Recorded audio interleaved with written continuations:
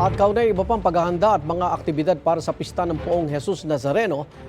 Makakapanayan po natin tagapagsalita ng Nazareno 2025 at Minor Basilica and National Shrine of Jesus Nazareno, si Father Robert Arellano. Father Arellano, magandang umaga po.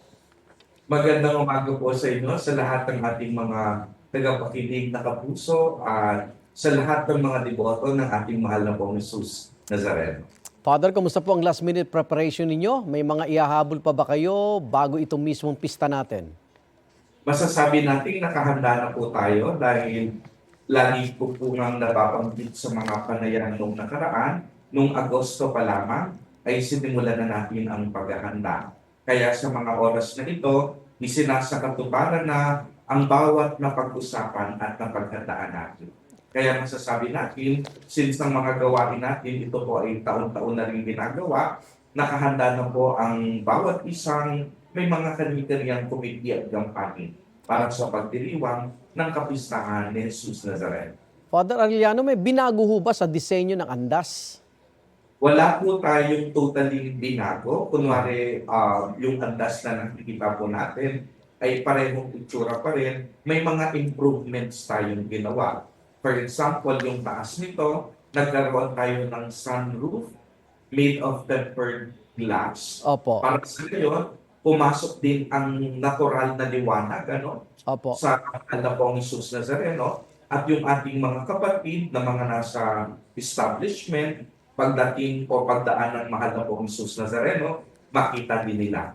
Mas lalo rin natin pinag-iba yung mga stainless metal na nakikita natin sa andas. Kaya din nagkaroon tayo ng CCTV, Opo. na in-incorporate para magkaroon din ng simultaneous monitoring ang ating command center sa exact location ng ating prosesyon.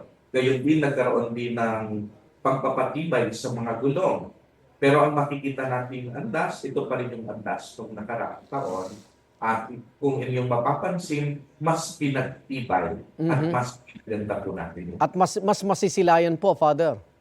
Opo, mas masisilayan dahil nga po, tinanggal na rin natin ang mga kortina upang sa ngayon mas lalong makita ng mga tao ang mahal na Poong Jesus Nazareno at magkaroon ng ilaw sa loob mismo ng andas.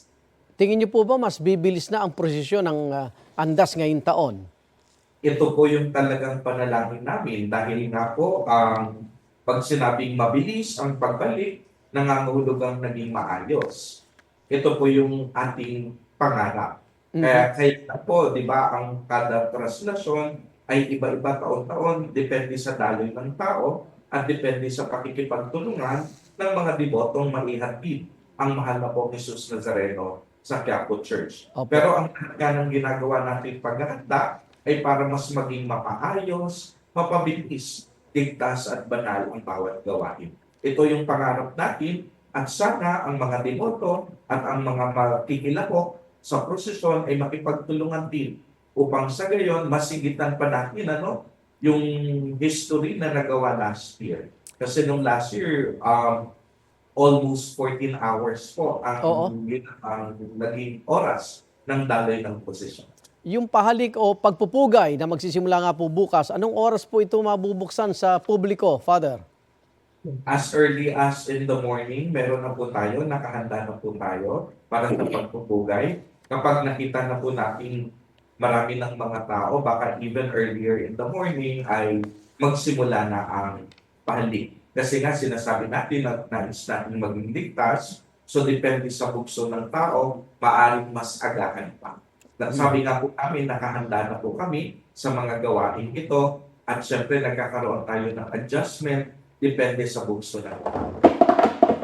Maraming salamat po, Father Robert Arellano, Nazareno 2025 at Quiapo Church spokesperson. Ingat po kayo. Apo, maraming salamat at mayroon lang po kami isang halagang paalala. Sige po. Sa mga ating mga dadalo, lalong-lalo na sa translasyon, pinagbabawal pa rin po ang pagsampa.